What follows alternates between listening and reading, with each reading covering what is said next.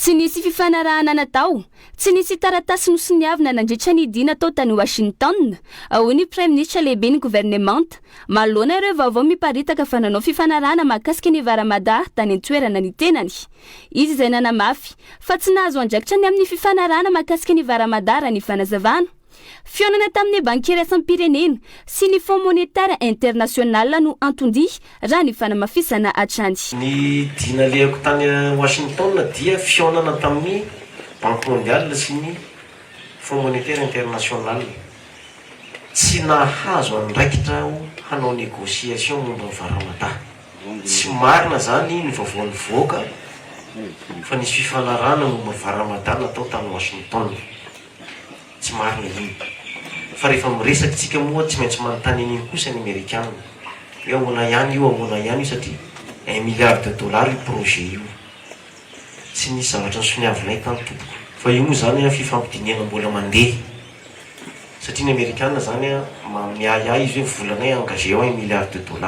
Raha tsy hevina, ny paritaka indrindra tao amin'ny tambazotra tserasera fa mamela malalaka ny fanohizana ny tetika Sabasy Toliara izay niova anarana ho Varamada ny fitondrana fanavaozana. Fifampiresahana tsotra no natao izy fa tsy mbola nisy na inona tapaka ka manitsy ireo izay minimana paritaka vaovao diso ny tenany. Basy Toliara tsotra zay mikitika an'io miongana sy mahasoa antsika malagasy io ary zay nampiongana ny fitondrana teo aloha. Miantony tsotra io toeran'io irery ihany zava-misy eo tsy misy manerana zao tontolo zao. Na ny baobab anaky 5 eureo sivy tipana baobab manerana zao tontolo zao anaky 5 amin'io toeran'io zay mikitika an'io miongana mijanona io. Maro be ny zavatra efa nazavainay raha mikasika ny Basy Toliara. Misy dikany resako an'izany satria resaka tontolo iainana le izy resaka fiarahamonina le izy ary ny antony nampiala anareo teo ireny adalana reny. Dia za tsy manana fanontaniana napetraka aminareo intsony satria nareo efa miala niongana. Dia raha mbola misy andehanao adalana ohatra ny reny nataonareo reny eo, miongana koa. Za dia miteny an'izany. Zay le izy. Fantatsika tsara angambany fa miteraka savorivory eto amin'ny firenena ny raharaha Basy Toliara. Ary ny antom-pisininy atao hoe anteny miram-pirenena dia rafitra omeny vahoaka fahefana isolo vava azy ireo. Ka ny raharaha Basy Toliara dia tsy aferan'ny gouvernemanta irery fa aferan'ny malagasy ray manontolo indrindra ny mety ho fetraika an'izany. Ka zay no natonga ny tenako nangataka ho tonga ety amin'ny anteny miram-pirenena ny fifanarahana izay nataon'ny fanjakana amin'izany orinasa Basy Toliara zany. Ho tonga ety amin'ny anteny miram-pirenena ny cahier de charge izay ny fanarahana tamin'izany Basy Toliara zany. Fantatritsika tsara fa ireo olona ireo taloha nitsipaka an'izany Basy Toliara zany fa manino ireo androany manaiky an'izany Basy Toliara zany. Dikan'izany raha tsy misy zavatra fenonao dia alao ho hitan'ny vahoaka ety amin'ny anteny miram-pirenena ny fifanarahana sy ny cahier de charge izay hifanarahana. Raha tsy zany dia misy zavatra fenonao. Tsara ho fantatra ny malagasy izany rehetrarehetra zany satria fantatritsika fa mbola miendrandrony tady hatreto ary anisan'ny manimba ny samy malagasy, mampiada ny samy malagasy ary misy malagasy maratra vokatry ny hetsika tany atsimo manoloana ny raharaha Basy Toliara ka manomboka izao dia tsy tokony ho rarah ny atsimo irery, tsy tokony ho rarah ny gouvernemanta irery fa tokony ho rarah ny vahoaka malagasy ny Basy Toliara. Ka zay ny antony angatanaka dia hitantsika teo moa ny valiny dia zay asikara dia miady foana an'izany. Tokony fantatra hoe firy miliara ny valeur'n'io arena trandrahan'ny Amerikanina zany na ny QMM na ny série Tabatovy hoe firy miliara ny valeur'n'io zavatra io dia 4% amin'io ny anjarantsika. Teo zao fanazavany teo 1%. QMM sy izy misy te Ambatovy zany 1% zay hoe 2% zany ny anjarantsika. Dia ny fanjakana zao tokony atao mazava hoe ity contrat vaovao ity indray dia mbola ikoto zafy ihany ny Alexis fa mbola 1% ihany ny anjarantsika. Na hoe mba farafaratsy hoe efa mba nisonitra 100% le teo aloha 1% dia nisonitra 100%. 4% zany izy amin'izao efa mba 2% zany satria ny 100% ny 1%. 2%. De mba tokony atao mazava zany le izy ho fantatra n'le vahoaka de ny vola miditra amitsika amin'io ampiasaina atao inona. Tokony atao mazava hoe ny vola miditra amin'io de anaovana lalana. Ny vola miditra amin'io de alefa any amin'ny fampianarana mba tsy andovola ny mpianatra rehetra. Ny vola miditra amin'io de alefa any amin'ny ministera amin'ny fahasalamana tsisy mandovola ny marary rehetra. Ny vola miditra amin'io dia amoronana orinasa mba ananan'ny malagasy asa. Raha mazava oatra zany amin'ny olona kely izy ka hoe ny anjarantsika amin'io dia 30% na 50% ka ny valeurany 50% anjarantsika amin'io zao ny valeurany afahantsika manao an'izany rehetrarehetra zany. Raha atao transparence oatra zany izy tsisy mikontra zany ny olona fa le izy mahagaga. Tsy zany le zavatra misy de izay mampitonga an'le olona manora. Za zao raha za président de zany contrat mazava no lazaiko amin'ny olona zany teneniko zany de hitan'ny olona zany izy ina moa nanoerana zany ko ampandrosoana ny firenena zao vitsika de mbola hoe ny fambolena sy ny fiompiana no ampandrosoany ty Madagasikara ty 80 taona tsika fambolena sy fiompiana na ny tantsary tsy velon'le fambolena sy fiompiana mbola manafatra vary any ivelany.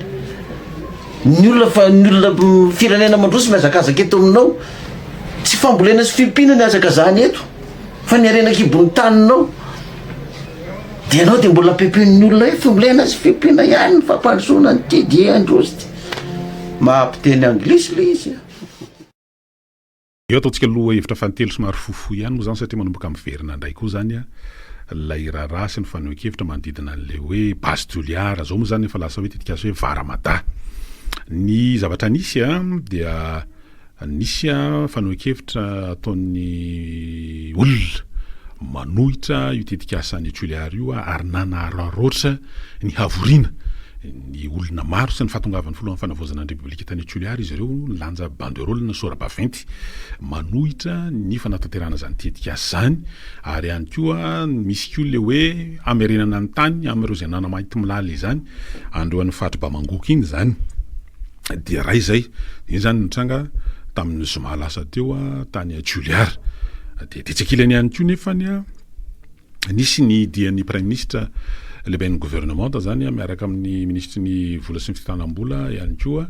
zay namitahiraka tany andafy tany États-Unis tany Washington mazava loatra nisy moa zany dinika ny rahana tamin'ireo mpiara-miomanantoka arabola mahazatra na ny institution de Bretton Woods ny FMI tahirim-bola resa-pirenena marimarina kokoa mikasika an'le hoe fiaraha-miasa zany sy ny fepetra maro samihafa ao arahana ao anatin'ny resaka fisitrahana famatsim-bola sy ny toana arabola avy amin'ireny fa toanelan'elan'izay ihany koa dia nisy voaresaka ny mikasika ny tetikasa Varamadana ny base Toliara teo aloha tamin'ireo tompona ndraikitra amin'izany orinasa zany satria Amerikanina moa zany zao no misahana ny tetikasa io mandray tanàna an'izy io tamin'ny prime ministre nisy fiaonan'ny tompona ndraikitra ambony ao anatin'izany Varamada zany tany États-Unis de voaresaka teo ny amin'io amin'ny jerena zay mety hoe tombotsoany andany sy ny akilany dia taty Madagasikara dia anisan'ny naneo hevitra ary niverina amikery ihany mihitsy koa anisan'izany zany mpanolotsaina manokany filohan'ny fanavozana ny Repoblika nga Eliara be vahiny amin'ny hoe tsy miova ny position an'ny izy ireo sy ny vovonana kafim zay tarihiny ny amin'ny hoe manohitra amikery ny fanatanterahana zany tetikasa Varamada izany dia naneo ny heviny ihany koa ny filohan'ny anteny pirenena ny sady solona vamoaka voafidy tao Toliara voalohany andre matoa sy teny renena solony aiko fa de tsy miova ihany koa ny heviny mikasika an'io fa de manohitra tanteraka ny anatanterahana zany tetikasa zany ny antony maromaro zany amin'ny lafiny tontolo iainana amin'ny resaka rano resaka fahasalamana ny tany zany avokoa moa ao anatina ranty zay hitany anivon'ny Facebook amin'izao fotoana zao de mbola raharaha ihany koa zany hita moa zany rehefa tafaverina tia Madagasikara ny prime ministre lehibe ny gouvernement raha ohatra ka hitondra fanazavana misimisy kokoa ny amin'ny hoe miroso sa tsy miroso satria raha mifandehany zany amin'izao fotoana zao dia mandeha tsy moramora amin'ny firosoana ihany ny resaka zany tetikasa zany fa hita moa zany ny tompona ndraikitra voalohany voakasika an'izany na eo ministera ny arena kibon'ny tany na ihany koa ny prime ministre lehibe ny gouvernement ny amin'izay antonantony zany sy ny amin'ny hoe ho avin'ny fifandraisana amin'ny zareo Amerikanina zany manoloana ty tetikasa Varamada ity anaraka dokotsika de horaisina ny antso de toizana ny fandarana salama salama nanao mata chocolat eny ary rabanao chocolat dao ary rabatsika rehetra ny pahary tombonandro noho ny famindrapony fa tsy nonona totsy ray segondra tsy voavity vola tsy misy mafantatra ny rehefa avy eo limité ny fisainatsika dia momba ny litolapaty efitra moa terabary betsaka izay resaka nandeha se tratra sy ny ana fa mamindra-panontaniana ny olona hoe inona ny antony ary eto amintsika lery angamba no misy fa izao ny antony ry mpiray-tanin-drazana io le pahary io zany tompony tompo sy mpanjaka ny mpanjaka ny an-danitra sy diatany tsy misy ambony tsy misy ambony no misy manana fahefana ambony no misy io afaka mamisy zavatra tsy misy izy ary afaka manafoana ny zavatra misy mitolapaty dia avelany hitsanga afaka sakanana io fa avelany hitsanga manana hevitra hivelana tsika izy dia hevitra hitondra fiadanana fa tsy loza amintsika le loza fa dia efa milafo ny tsara misy tsika malagasy raha hoe ifampiteny amin'ity resaka hoe aza indrindra fa tsika kristianina sady milaza kristianina ny vola le mamadika indray tsy maniny raha ohatra ny tamin'ny jaonina moa izy lehibe rehefa maty aho dia hoanay vao ty tolapatiko tolambaniko mbola velona izy nanapaka an'izy fa itsika tena mantany vola fotoana amin'ny maty ary misy fotoana tsika miresaka maty rehefa le maty ao fa solona ny akanjonao kristianina ao fa ananiny ianao dia le raha ianao no miresaka amin'ny olona dia mampiady le izy fa rehefa mitsanga tsy mino le olona raha tsy mahita irena fa hitaka tsara mpangalatra tolapaty eny amin'ny vata eny fitoeram-pako na ahitana ny tolapaty ie dia mifanory amin'izany tsy tena ao anatin'ny sujet atsika moa le izy fa tafaresaka teo noho ny amin'ny lafiny resaka hoe tsy fandriam-pahalemana izay misy amin'izao fotoana izao ie misy antso vonona ao ambadika eo ry taina kely dia ho ampidirintsika izy miaraba ary allo miaraba tompoko salama antsika eny ary nisy resaka anankiroa teo momba ny tanan-dehibe ohatra ny tsy dia nisy akony loatra ny ankaray momba na Antananarivo renivohitra ny ankaray momba ny Toamasina sao dia mba tonga koa izao ny fotoana ametrahana ny adi-hevitra momba ny fitondrana an'ireny tanan-dehibe ireny raisiko aloha le resaka hoe taloha rehefa misy fahabangany ny olona voafidy hitondra ny tanan-dehibe ny maire ohatra dia olona manana ny fahaizana sy ny fahalalana hampandeha tsara ny iny faritra mitantsy ny firenena iny atao hoe commune no asaina mitondra vonjamaika satria izay apetiny raharaha am-bahoaka no atao dia administrateur civil zany sao dia tonga ny fotoana ifampidinihana sy ikoanandao ndraiky io momba n'izany satria lasa kipaipaika sy tetika politika nanomboka teo amin'ny rajoelina le nalana amin'ny hoe administrateur civil tsy misy tsony zany fa namarinanao iza no ampitondraina an'le tanàna fa dia paipaika politika fotsiny dia ireny hitatsika ireny zay anankiray momba na Antananarivo ny faharoa momba na Antananarivo renivohitra ihany sao dia tonga koa ny fotoana amin'izao fikoanandom-pirenena ho avy zao Antananarivo renivohitra raha amin'ny fotoana sasany ao anatin'ny 4 ora tafakatra any amin'ny 3 tapitrisa ny olona mifamoivoy eto ary ny arrondissement tsirairay avy eto manoatra lavitra noho ny distrika lehibe any amin'ny manodidina any amin'ny faritany samihafa any sao dia tonga fotoana mba hanaovana ihany koa ny décentralisation eto zany hoe aparika amin'ireo boriboritany eninareo atao commune nareo misy fotoana nanolo-trevitra n'izany ihany dia avy ny sasany dia tonga dia hoe efa hita amin'ny faholasanay ny commune dia avy nopotikotehana iray ny tanàna aza jerena ohatra ny amin'ny tetikana toko ohatr'izay sy fampanjakazakana toko ohatr'izay fa le apetiny raharaham-bahoaka indraindray manko aty amin'ny afovoan'ny tanàna misy ny hôtel de ville aty amin'ny renty sy tsara tarehy mihitsy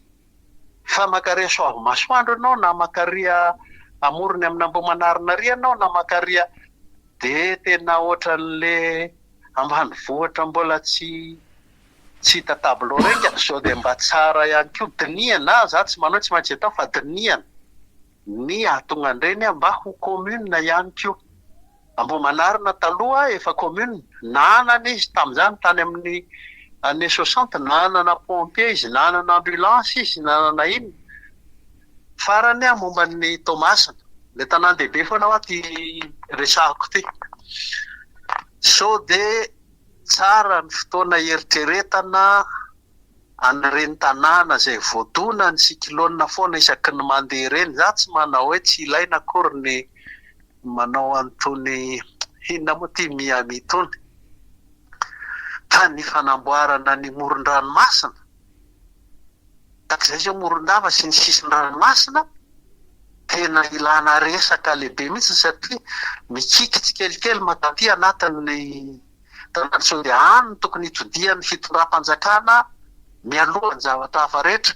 dia momba le cyclone. So dia any amin'ny hoe fanamorana ny ananganan'ny olona toetrano misy toromarika tena hoe ty toetrano mahasedra cyclone fa tsy hanao sorbato n'ilay jamba foana zao tsika ka isaky mivony cyclone vao hoe ahoana ny fanampiana ny Tomasina isaky mivony cyclone vao hoe ahoana ny fanampiana ny Tomasina. Zay ngamba ny ohatra misesisesy loatra le zavatra andresako fa raha fitinina dia Antananarivo renivohitra sy ny tanan-dehibe rehetra mba administrateur civil. So dia zay ny tsara misy olo ny mpitondra voafidy raha misy ny problème. Faharoa Antananarivo renivohitra dia tsara ny fampidiniana sy anaovana fikonan-doha hoe atao commune reo boriboritany enina reo. Dia momba ny Tomasina sy ny faritra rehetra